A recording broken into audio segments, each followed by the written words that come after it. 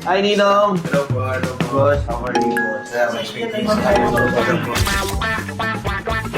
Pogi. Pogi ka sir. Personal. Starstruck ako kay Ninong Roy, hindi ka lang nagsasalita. Ganda naman ang suot. Hindi nga. Patingin lang. Hindi pa suot. Hawakan mo na. Yan lang ako nakahawak ng oyster flex. Kailangan pa ba Oyster Flex ako? Nakakabuti. Grabe ako. Ingat na ingat. Maraming salamat po. Oh, galing oh. Yan na, iwan na kita ha. Sige, may tayo magkita sa shop. Sa shop na. Pero sure, ang lalaro ka.